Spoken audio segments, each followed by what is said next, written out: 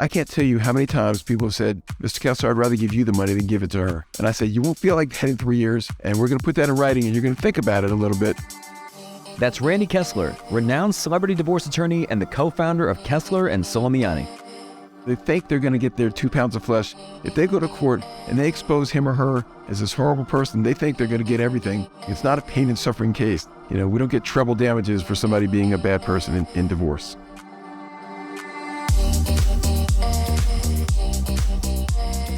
I'm Michael Mogill, founder and CEO of CRISP, the nation's #1 law firm growth company. I've built my business through practice, not theory. CRISP started with just $500 to my name and has grown to over 8 figures in revenue over the last few years, earning a spot on the Inc. 500 list of the fastest growing private companies in America. Our approach has been to take everything we've learned about generating massive growth within our own organization and help the country's most ambitious and committed law firm owners do the same for theirs. In each episode of this podcast, I sit down with innovative market leaders from the legal industry and beyond to learn from those who thrive in the face of adversity, challenge the status quo, and define what it means to be a true game changer. I sat down with Randy Kessler to discuss what it takes to become the go-to lawyer for celebrity and high net worth clients, why embracing discomfort fuels growth and success, and the importance of doubling down on your strengths. I don't think you can be good at something if you're not really passionate about it, if you don't really love it. And I don't think you can really be passionate about something if you're not good at it. You don't have to do a little bit of everything. You're good at something. Whatever you're good at, do more of that. Figure out what's worked for you and that you enjoy doing, and you will profit from it. That's coming up on the Game Changing Attorney podcast.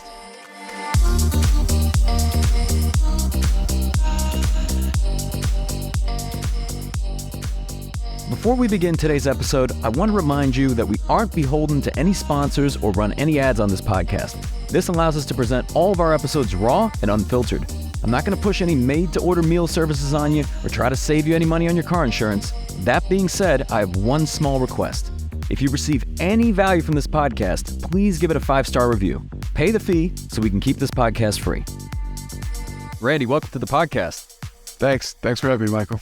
So we've been wanting to do this for a while. We were just talking about the fact that I think it's good that you've come on now because more people listen to the podcast now than they did, a year or two ago. But you are without a doubt one of the most sought after family law attorneys on the planet, a true thought leader in the industry. You've written multiple books. You're an adjunct professor at Emory Law School. We'll rewind the clock a little bit. What got you into all this stuff? Oh my gosh, where do we start? You want to go back to when I was 3 years old? Yeah, go back to birth if you want. That's true. But honestly, when I was 3 or 4, my grandfather, who was a cab driver in Miami from the airport, used to tell me, you're going to be a lawyer because he was a son of immigrants. I mean, you know the story, right? You're going to get educated and you're going to become something. And I don't know if that's why I did it, but certainly planted a seed. Lawyers were who you respected. They were educated. They became, leaders in the community. And that's what he wanted for me. So that was my first real occupational, directional advice from any family member. There's multiple areas of law that you could have practiced. Why the route towards family law? I like to say fate, happenstance. You never know. It's my passion. I was one of the few lucky people in the law that found their passion the first time out. I loved being in court. I loved helping people. And when I started my own practice, I'd been out 3 years or so. I was the young guy. So, hey, you're hungry. Will you do my traffic ticket case? Will you do my small DUI case? Will you handle my divorce case? Everyone else says I can't get alimony. And that's what stuck. The divorce cases, I felt like I was really helping people. And they came to me eventually because they heard I was good at family law as opposed to, you're young, you're hungry, you'll take anything. And so my ego got bitten a little bit. And, I felt like I was really doing something that was worthwhile and meaningful. And I said, I'm going to change my email address to family law instead of generic @AOL or whatever it was back then. It meant I lost some business, right? Nobody wanted to come hire a DUI lawyer if their firm said that they did family law. But hindsight's 20/20, but it turned out good for me. Man, even back then, you knew the importance of focus and having a unique value proposition. What compelled you to start your own law firm? So I'd worked for a couple small firms, and they were good. And candidly, the person that I worked for last, it wasn't the best fit. I didn't feel able to do what I wanted to do, and I didn't feel respected and appreciated. And I said, you know what? I'm going to think about something else. I started talking to other firms, and I started realizing I don't have children yet. I can eat peanut butter and jelly if I have to. I'm going to try it. If not now, when? I asked the same questions that all lawyers used to ask back then. Do I need a secretary? Do I need a computer? Do I need 1 or 2 phone lines? Because back then, if the phone was busy, the next client couldn't call in, right? We didn't have call waiting. And I just started asking everybody. And I think that was part of what helped me, Michael. I just asked everybody for input. Anyone that had their own firm, I said, how do I do it? What do I do? What do I ask? And those people became vested in my success. So when I opened my own firm, they would check in on me. How you doing? Which was great because they had cases that they didn't take, or the famous words for every divorce lawyer when you talk to another lawyer is, ooh, I hate that stuff. I never do it. I will send every divorce that walks in my door to you as long as you take care of my friends and my clients and they're happy. And so that sort of was my start. Yeah. And early on, obviously, you weren't as well known as you are today. You weren't in the media. There weren't as many referrals coming through the door. How did you go about getting cases? Well, I'd love to say that it was intentional, but I think a lot of it was personality. I just showed up. I'm a giver. I'm a bar junkie. I ended up chairing a lot of, the bar associations, the family law sections of the American Bar, Atlanta Bar, Georgia Bar. So getting out there was meeting people. But as far as how do I get the bigger cases or the well-named cases that you asked about, I think it's because at first, maybe I had a hankering for it. I just didn't like that a lot of NFL athletes would go around and not pay the child support and never get held accountable. And so I represented a lot of women that had children with NFL athletes or other athletes, even if I didn't get paid right up front. And eventually something switched. Sooner or later, they started coming to me. A lot of the hip hop guys would come to me and they'd say, I just want to meet with you. I'd say, why? You got a situation? They said, no, but if I do, she can't hire you now that I've talked to you, right? And so I said, that makes sense. I said, my manager told me that. So I've met with a lot of folks that I've never represented just to make sure I don't represent the other side. And I think that helped. So that's interesting. I mean, so now I think today, many attorneys listening, they would love to have like big name clients, celebrity clients, they're athletes, they're, hip hop stars, reality TV stars, recording artists, whatever it is. But what do you find, like, one, attracts them to you, right? And then two, how, it's working with those types of clients perhaps different from other types of clients? Well, first of all, I'd say be careful what you wish for, because sometimes it's not all that, right? Sometimes the image is bigger than reality. But I'm attracted to it like anybody. I love athletes. I thought that's what I wish I could do. We all grew up dreaming about being famous, if we could be a superstar in whatever, in entertainment. So I enjoyed it, and that was sort of the appeal to it. But as I got to know them, I realized, and you hear this all the time, it's very cliche, they're just people. I mean, I'll never forget, I met with a guy who played for the Buffalo Bills. And I grew up in New Orleans, and I'm a Saints fan. Sorry, you Atlanta folks, I'm a Saints fan, black and gold. But I was talking to him, and at the end of the interview, I said, by the way, you grew up in Shreveport, right? He said, yeah. I said, who dat? And he looked at me and said, who dat? I'm like, you play for the Buffalo Bills, but you root for the Saints? He said, you better believe it. That's how I grew up. So realizing that they're just people and they have the same desires, hopes, dreams, concerns that we all do, it made it a lot easier. And now I realize, you ask them about their craft, they love talking about what they do, that's their passion. Yeah. I'd love it if you would share, I understand there's a lot of these are under like attorney-client privilege and there's confidentiality, but I remember you shared a story with me about the experience you had with Evander Holyfield. Sure. Some have been covered. That was widely covered in the press. I mean, most of the folks that we represent that are famous, no one has any idea. And that makes me feel really good too when I see them on TV or run into them at the Super Bowl and someone gives me a bear hug. And I have a special bond with them. But the folks that are out there, I don't mind. The stories are fun. Evander Holyfield, I'm sure I'm not the only person that had this encounter with him, but at halftime of our jury trial, when the jury was out and the judge was out, my partner Marvin Soleimani was a big boxing fan, and he had fought Lennox Lewis twice, and he was showing him, within a hair of his nose, he would swing at my partner just to show him what he did.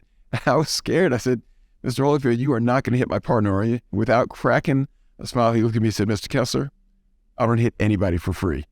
Just cracked me up. So I'm sure he'd used that before and after, but I'd never heard it. And then from then on, we become friends. I've run into him at Sky Clubs. After the NBA All-Star game, we sat and talked for an hour or two, and he's just a real decent human being. I've invited him to Hawks games, and I feel like $1 million that I get to treat somebody like that to an experience. And what's he giving me back? He's giving me a chance to get to know him better. Look at all the people you know and all the people, aside from me, the famous people you've interviewed. It's just nice to get to know people, isn't it? Yeah, well, and actually, speaking of that, I guess partially related, you're in the media a lot, right? So anytime there's some sort of, it doesn't even have to be a divorce. Sometimes it's just some sort of civil suit. You're on the news, whether it's CNN or a different news outlet. If you could speak to, one, how are you landing that type of stuff? And then two, what about navigating the media? Well, I don't know if this is appropriate in the podcast, but I'm going to show you where we are. So we are right downtown. If I keep going, you would see CNN. We're right next door, and I've learned over time, I may be good on TV, I may not be good, but when I am is available, dressed in a suit and tie, knowledgeable, and willing to just come over on a moment's notice if they need me because it's across the street. So that really had a lot to do with how often I was asked to be on Headline News or CNN or Court TV. But the rest of it is really just being easy to get along with. The people that are putting on the news, they don't know divorce, they don't know the background. So when they say Tom Cruise is getting divorced, can you come talk about it and what's going on? And I say, sure. And I say, you might want to discuss the fact that they've probably been going through this divorce for years, And now that it's public, it's only because it's all said and done and finalized. It's not that the lawyers just fixed it in 2 weeks. And they're like, that makes sense. So the stuff that I do every day, it's what I do for clients. I break it down, make it easy to understand and simple. And I do that same thing for the news, and they seem to like me. And I try to make the people that ask me to be on for their anchors, I make them look good so that when their anchors interview me, they can say to the producer or the booker, that was a good job. You did a good job with that guest. Get him back. Yeah.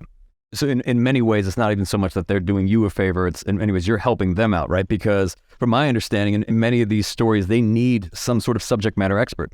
Right. I mean, they could probably tell the story themselves, but it's nice when they can have someone and they can say, every law professor, Randy Kessler, says that this jury was a very average jury. I had a friend that was on CNN once, a psychologist, and she was talking about the minors that got trapped in Chile.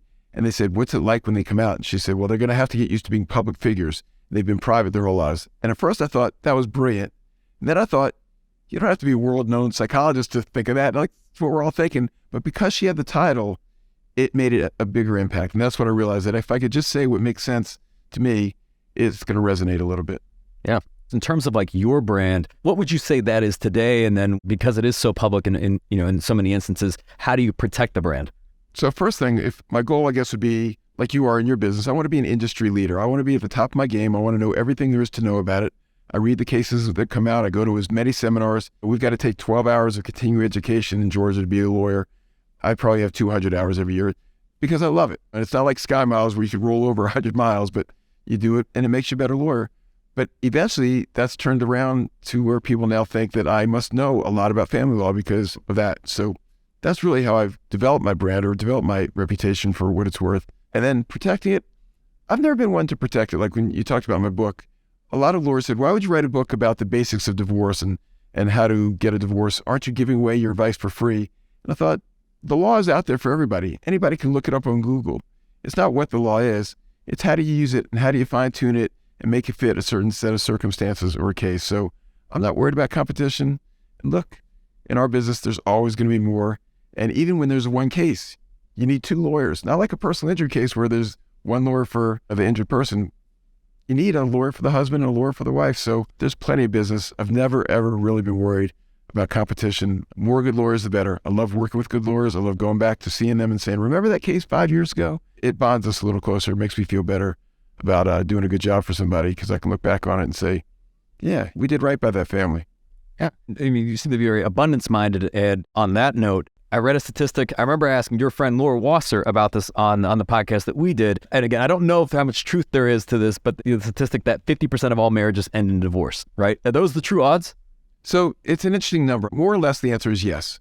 But number one, there's not a lot of statistics because the only reported cases, as you know, are the appealed ones. So everything else is anecdotal. And what if one person stays married forever and then one person gets divorced 5 times?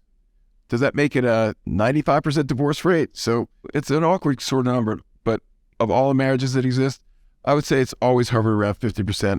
Of course, a lot of them are second marriages or rebound marriages, or I learned the term years ago, starter marriages. You get married when you're 17 or you get married because you're pregnant. And those, a lot of times, are very short marriages. But yes, a lot of people get divorced. COVID didn't make people stay together. In fact, a lot of times made them realize that the things I didn't like about him or her, I now really don't like. It made some marriages better, for sure. But the joke is that we're sort of recession-proof. Things are bad in your life, you take it out on your spouse, that pushes them away. What are some of the reasons? I mean, you've seen everything at this point. What are some of the biggest reasons that people get divorced? I hear people say infidelity or financial infidelity. I think it's really just not respecting your spouse and not remembering what it was like when you wanted to be with them. And that's sort of the biggest thing for me. Sometimes, 5% of the time, somebody's just a complete you-know-what, and that's why. He or she has done some horrible stuff. But the rest of the time, it's some version of the grass is greener. We're all human beings, right? You make $1 million, you want to make $2 million. You got the most beautiful wife in the world. You start thinking after a while, well, maybe there's somebody else. It's human nature to want more. And I think that's probably the genesis of a lot of divorces. Unfortunately, sometimes it's not true. You get divorced and the grass isn't greener, but sometimes it is. It's kind of interesting asking you this, but just through all these experiences, you're dealing with divorce every single day. Do you believe in in long-term relationships and true love? Well, you know, it's funny, Michael. I like to joke with people. I skipped my first marriage, right? I didn't get married till I was about 40. So I'd done my thing. I dated my wife for a long time. I know what was out there, and I'm glad with what I have. had we gotten married at 20 years old, I would hope it would still be just as good and it would last forever, but who knows? I mean, maybe that's an unintentional secret that I've uncovered. Yeah. And what about, just from the other side, let's say somebody's listening to this, obviously you represent a lot of high profile figures. What are some of the things you would recommend to someone, let's say they're not divorced yet, maybe they're not even married or they're newly married, just to protect themselves? So there are a couple things. If you want to keep your marriage intact, you better open up, see a therapist, listen to what your friends are saying. Ask your friends, what do you think about my relationship? What do you think about my spouse? Because we've all been there where, you have your best friends who won't say anything bad about your girlfriend or your boyfriend or your spouse. And as soon as you break up, it's about time. We've been waiting for this to happen. So ask them. That's one way to see maybe a gauge of where you're at. But as far as if you think it's going to happen, see a lawyer. There's nothing illegal or unethical about talking to a lawyer, just knowing what would happen. And the things you might learn, like maybe I should be checking the joint bank account. Maybe I should be wondering why all of a sudden my spouse is working out and dieting and coming home late at night, because we're cynics by nature. We worry about worst case scenario, but just talk to somebody who's been through it a few times, even a friend.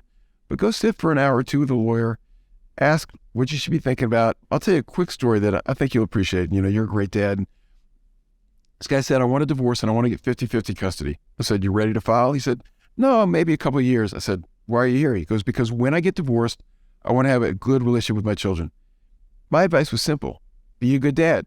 Just do everything, take your children to school, wake up with them, feed them breakfast. We came in for a checkup once a year for a couple of years. Year 3, he came in and said, I'm ready for the divorce. I said, all right, is it going to be a fight?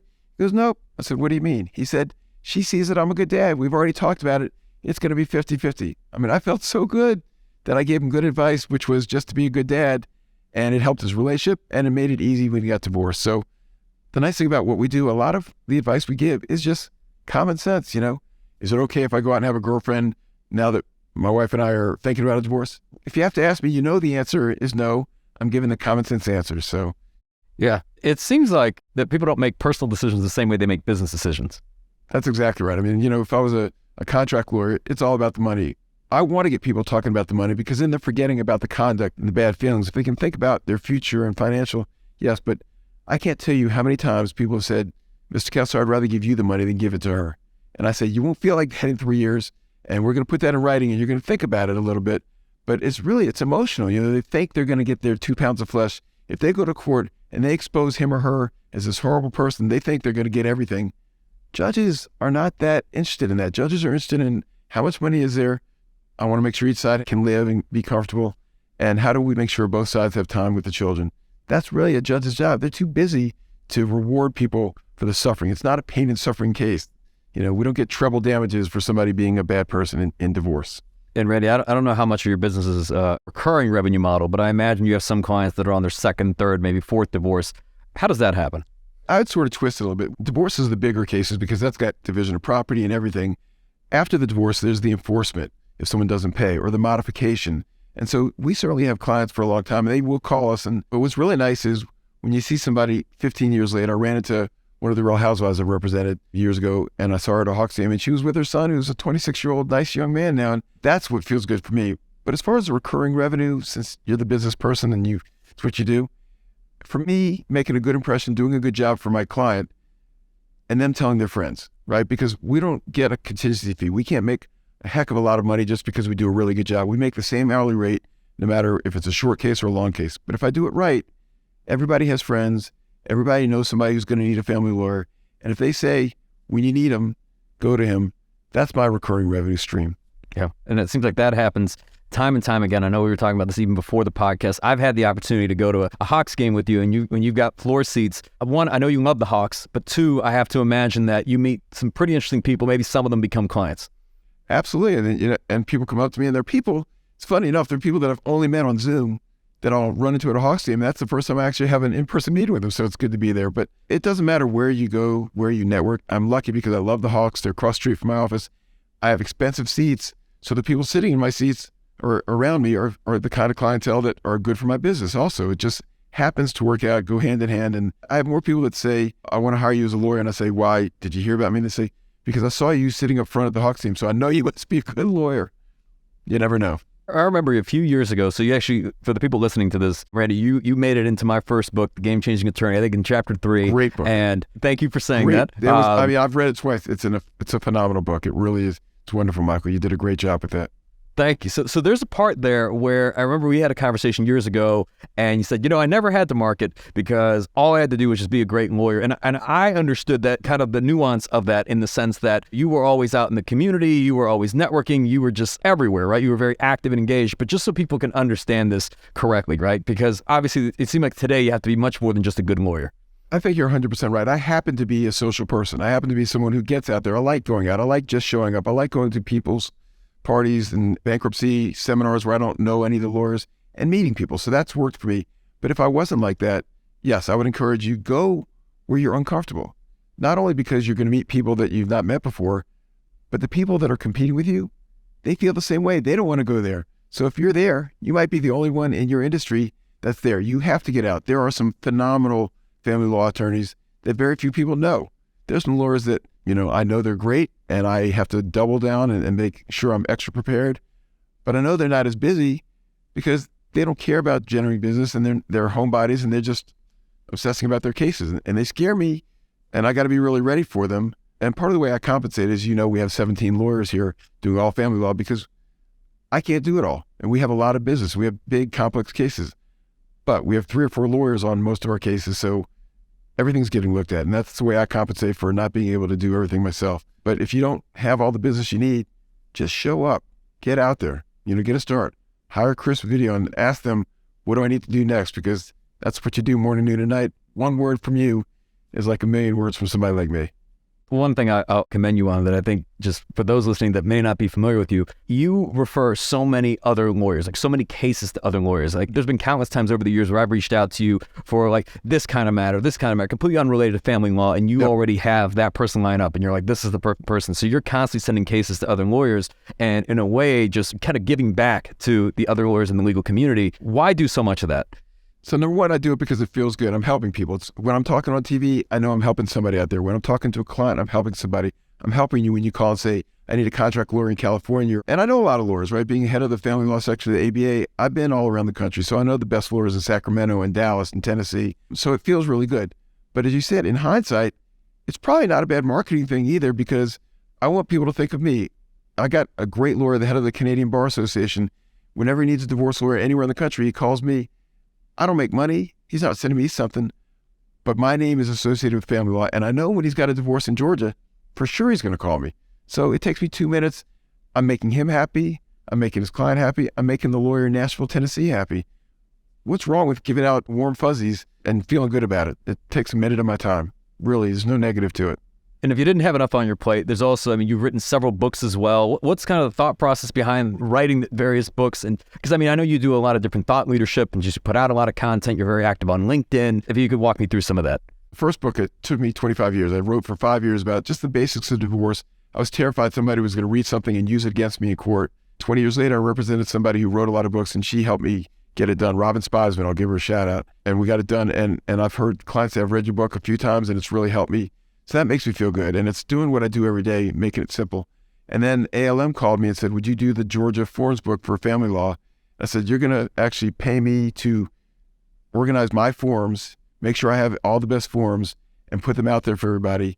They said, yeah, we're not going to pay that much. You get like 5%, but why not? Right now, I'm known as the person who wrote the forms for Georgia family law. It doesn't hurt my reputation. Within our office, people call me all the time and they say, do you have a form for a motion to set aside? I said, look at the forms book. We wrote the forms book. It's there. So that was a no-brainer too. And then I did one on how to mediate a divorce. That was just stream of consciousness. Mediation's a new thing still. There's not a lot of law on it. So it's really just, what do I think about mediation? And it was easy to write. So I've enjoyed those. They were cathartic. I feel like I've given back and I can keep giving without having to meet with everybody. I could just say, read this. It's an easy read. You get it every day. I cannot imagine, Michael, that anybody that reads your book doesn't say there was something in there that just resonated. There were a lot of things that helped me. Because as I read it, it just reaffirmed a lot of the stuff that I already feel and do and think about, and it gave me some new ideas too. Yeah. Well, between all the things you're doing, between the books, you're teaching, litigating, you're on TV. How do you do it all? How do you balance this? You're also a dad. You surround yourself with smart people that are smarter than you, that like being around you, that you like being around. That's the only thing I can think of. And you can't do it all if you don't like it, but I can't sit still. I love it. I love Wednesday nights. I go teach my Emory Law School class on how to try a divorce jury trial. And I learn more than I teach, for sure. I see a young student get up and say, I don't need any notes. Let me just talk. How'd you do that? And I pick up tricks or or they nod their head in a way that makes it look like, yeah, this witness is lying, but I don't have to say anything because you can see it in my eyes. That was good, So I love what I do. I'm very, very lucky to have found a career that I enjoy. I don't think you can be good at something if you're not really passionate about it, if you don't really love it. And I don't think you can really be passionate about something if you're not good at it. I think about Michael Jordan, Magic Johnson, Kobe Bryant, people that are really the top of their game. What's your mental image of them, right? It's smiling. I think about Michael Mogill. When I think of you, you got the biggest smile on your face. I don't think of you as a scowling person. I think of you as somebody who's happy. I cannot imagine the stress you have, the size of the business that you run. It must be incredible. But you're always happy. You're always smiling because I know you love what you do. What a privilege it is, right, to be able to do anything like this. And we're both Jewish boys that I think have hopefully made our parents proud at some point, in this entire journey. It was a hard time, I know it, but you know. So if you could give a piece of advice to an attorney, let's say they want to grow their firm, whether family law or not, let's say even if they're in a different practice area, what would it be today? Like, what have been some of the greatest learning lessons for you? So I'd say get out there, talk to the people that you admire, that you respect, take them to lunch, flatter them, say, can I ask you how you got where you are, and you'll learn something. And don't be afraid, right? Just get out there, talk to them. But the main thing is figure out what works. You'll hear all sorts of things about marketing. You should do this. You should do podcasts. What has worked for you? If taking lawyers to lunch has generated the most business for you, then go to 3 lunches in one day if you have to, right? There's no rules. Speaking at a seminar, if you're a good writer and writing articles for newsletters has generated business, then spend more time doing that. You don't have to do a little bit of everything. You're good at something. Whatever you're good at, do more of that. You don't have to do everything just because everybody else does it. Figure out what you're good at, do it. And even if it doesn't generate business, you're going to like it because, like I said, if you're good at it, then you're going to like doing it, whatever it is. It may be playing basketball in the Lawyers League basketball, and you meet a lot of lawyers that way. You get to play basketball, you get to exercise, maybe go into your favorite gym. Figure out what's worked for you and that you enjoy doing, and you will profit from it. Yeah. Well, and I want to highlight, because I know the importance of following your passion and doing work that you love, but without a doubt, there's probably days where you wake up and it's, not going to be a day you look forward to. There's going to be aspects of things you may have to do, on certain days that you just don't love compared to other days. The discipline required, if you could speak to some of that, just the consistency, especially over the years. So one of my favorite sayings, and it's very cliche and we've all heard it, is this too shall pass, right? I've got this trial that I know is going to be hard. My client's got some terrible facts. Our best case scenario is to get him 10% of what he wants. And I just don't want to face the facts, and I don't want to face the result. And I know that we're going to do the best we can. Number one, I know the client's going to judge me not by the results, but by whether he or she feels like I worked really hard and did the best I can. Because I've had clients say, you did everything you could. That was the judge. It wasn't you. That makes me feel good. And number two, there will be a day after the trial where the trial is behind me and I'm looking on to the next thing. Just that peace of mind, that works in life too, right? Operations, illnesses, things that happen in life. I know your story very well, Michael, right? Y'all had your issues and you've had hospitalizations, but they're behind you. And you know sooner or later, those will be in the past and there will be a brighter day. So if you can think about the fact that everything is temporary, a new day will come. And that other saying, don't get so high with your highs and so low on your lows, because everything fluctuates no matter what it is. Yeah. It's like the saying that our track record of making it through bad days is 100%, right? Right. So, if you're going through hell, just keep going. Yeah. Randy, just through all the years, obviously now you're highly admired, right? The tremendous success. How do you define success? I just think if you're happy, right? Content. There's an Arabic word called mabsut, right? You're content, and it just sort of defines it for me. If you're content, if you're happy, yeah, we all want more. We want to do better. But if you're happy, if you feel like you've done something good in the world, that's all it is for me. When I turned 50, I just turned 60. When I turned 50, I remember, what do I want? And people would say, what do you want to do? I want to be where I am now. I'm lucky enough that as long as I don't lose what I have, as long as I can maintain, I'm not greedy. I like where I am. So if you can be content with what you're doing. And the other thing is, if you hate what you do, you hate your career, you might have to do it to make some money, but while you're doing it to make money, figure out what it is that you really love. If you like trying cases and you don't like doing the administrative, and I'm speaking your language now, right? Then get somebody to do the administration so you can try cases.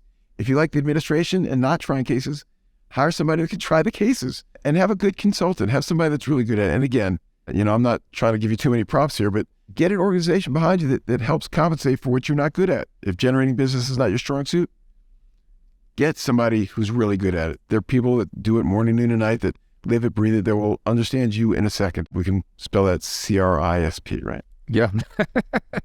Well, what you've been so strongly realizing is just, of course, people are everything, and you've attracted a great team. How would you define the culture of your firm? People want to be here. I'm so blessed that, people say, I talked to a lawyer last night at the Hawks team, we're trying to grow our firm, but We're having a hard time hiring people. We're lucky, and maybe it's because of 30 years of hard work. People want to be here, and we get resumes all the time. They want to be with us because of our reputation. So I think the first thing is be good, get a good reputation. It'll be easy to attract people. The next thing is treat them better than you'd want to be treated, and value them and respect them and say thank you. I represented a gentleman once who had 400 employees, owned gigantic hair salons that people probably heard of. And I once asked him, we were waiting for a meeting, and I said, what's your job description? What do you do every day? He said, I make sure the people who work for me are happy. Brilliant. Yeah. He goes, I just make sure that everybody there enjoys being there, and I listen. What is it? I also heard Jesse Itzler once, who founded Marquis Jets when it was a new private jet rental company. And he's asked his employees, how would you do your job if nobody told you how to do your job? And that sort of empowers people to think on their own and say, maybe this is a novel problem. I got to figure it out. And when they come to me, they say, here's what I've decided to do in this case. Is that okay? I love that question instead of how do I do this? So we've got a culture of people that help each other. They're self-motivated. They do their own thing. They like their independence. Lawyers don't like to be told what to do. They like to feel smart. And our lawyers, we want to let them feel smart and let them figure stuff out. And there's checks and balances. My biggest emotional high in the office is when I walk into another lawyer's office and I see two lawyers talking about a case. Someone's bouncing it off of another lawyer. It's better for the client. It's better for the lawyer. And it also makes sure that you're not doing something really stupid, right? I'm wondering if there's just any parallels between like how you operate as a leader, but also between how you work with your clients. It was interesting speaking with Laura Wasser because she made it very clear in the sense that she's not there to be their therapist. She can recommend a great therapist. How do you approach when you're working with clients? Is it just helping them on the legal side, or is it just also sometimes navigating the emotional dynamics?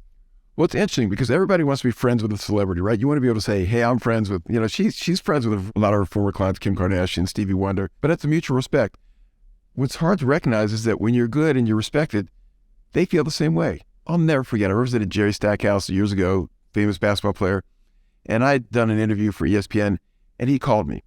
And I said, you got a family law issue, something I can help you with? He's like, no, I was just sitting out here at the gym, saw my lawyer on TV. I figured I'd call you and say, what's up, Randy? He was my friend. I mean, it felt like $1 million to earn his respect. So it's not that I go out there and want to be their friends. I want to earn their respect. I want to earn their trust.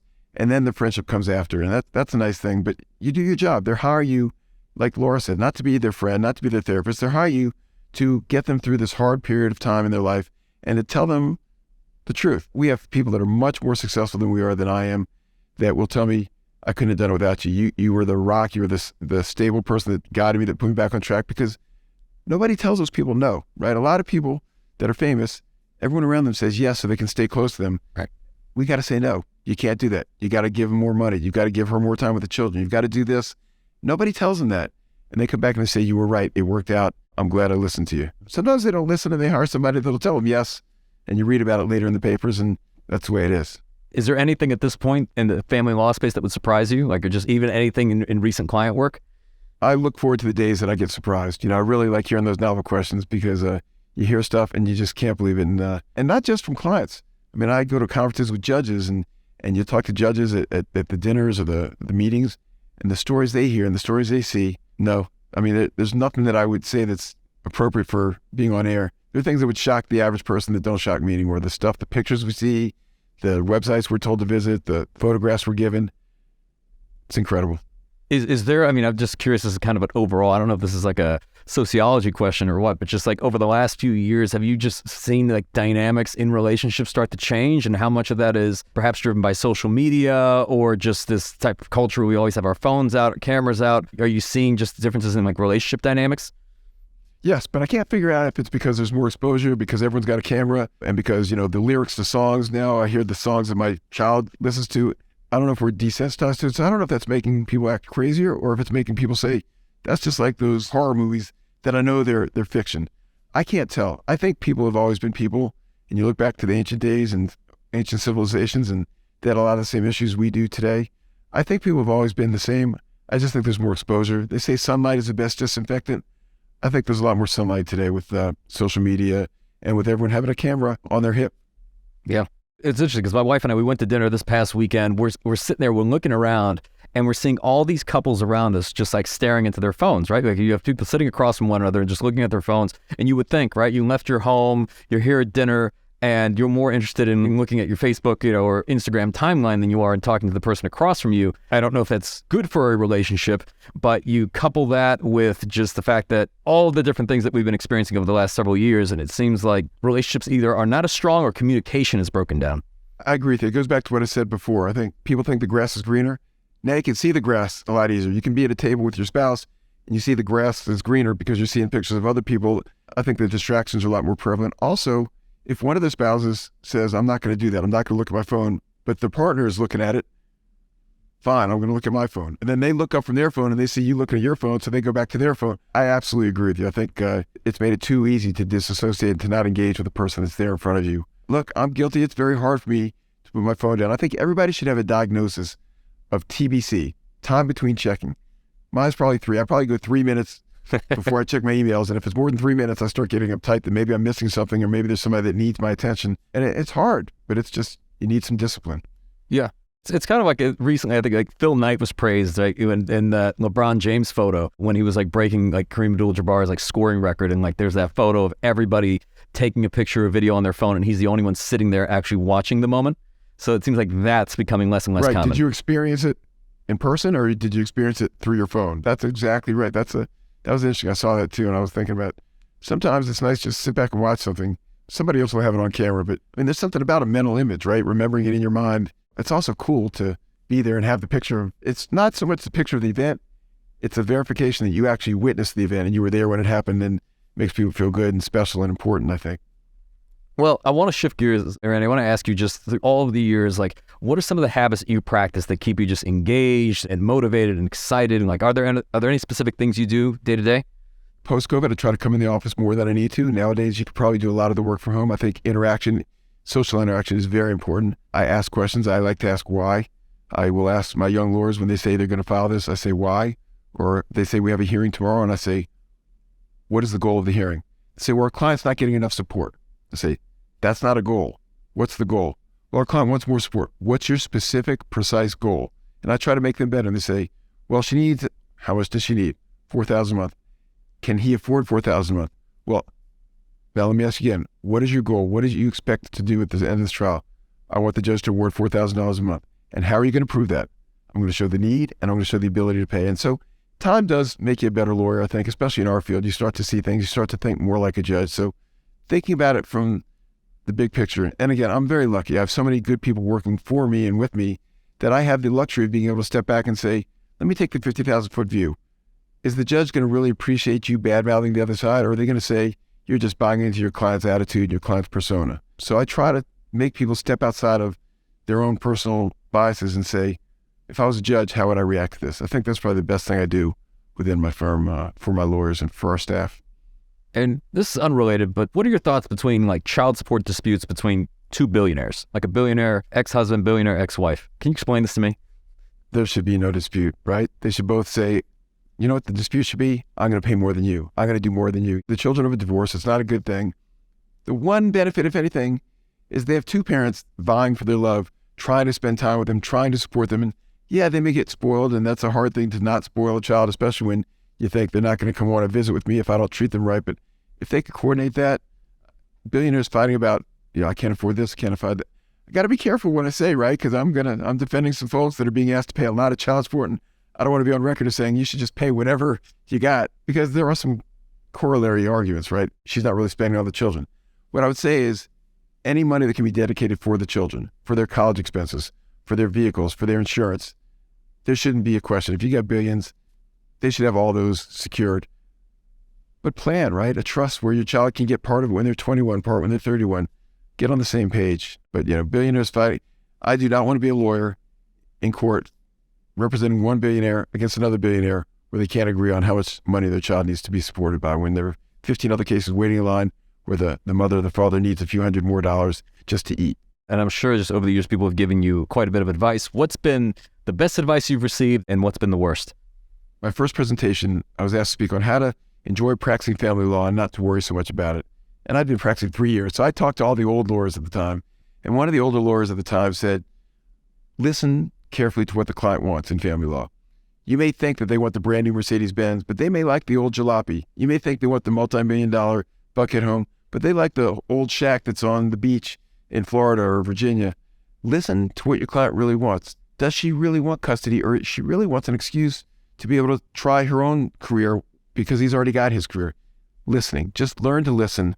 There's a Chinese proverb that someone once told me, which is you learn more when you listen than when you talk.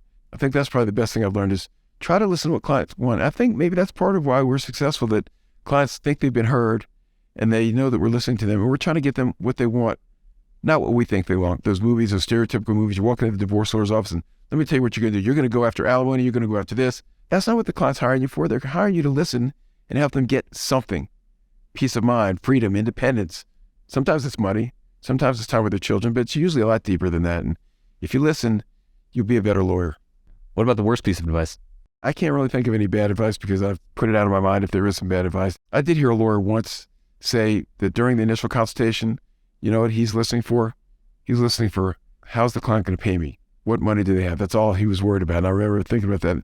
And he said it as a joke. It put me off. It made me lose some respect for that lawyer. And sometimes that creeps back into my mind when I think this case, they can't afford us. And then I realize, I don't care if they can afford us. I'm going to give them my advice. If they have to borrow the money or they don't have the money, we'll figure that part out. But I don't like that sometimes that creeps into my mind, like this client can't afford us. You know, the champagne taste on a beer budget, that kind of phrase. It doesn't sit well with me. So, Randy, as we come to a close, this being the Game Changing Attorney podcast, what does being a game changer mean to you? So I don't want to discount the name Game Changers. I love that name.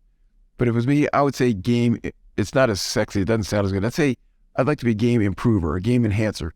If I'm going to change a game, I just want to make sure it's for the better, right? If I'm going to have an effect on family law, you know, I worked a lot with the family division and helping develop that system in Fulton County, the books I've written. I want to leave it better than I am. So I don't know if it's an enormous change, but I want to leave some sort of positive change on whatever I do in my clients' lives. And this sounds very egotistical or conceited or whatever you want to say. I've got the kind of job that if I do my job right, I'm helping the world in a small way. It may be one family at a time, but I'm so lucky that if I do a good job for my clients, I've done something good for the world. And I really believe that. And I hope that that's the result of all my efforts when my career's said and done. I want to give a huge thank you to Randy Kessler for taking the time to speak with us today. And I want to thank you, yes you, for listening to this podcast and for your commitment to growing as a leader.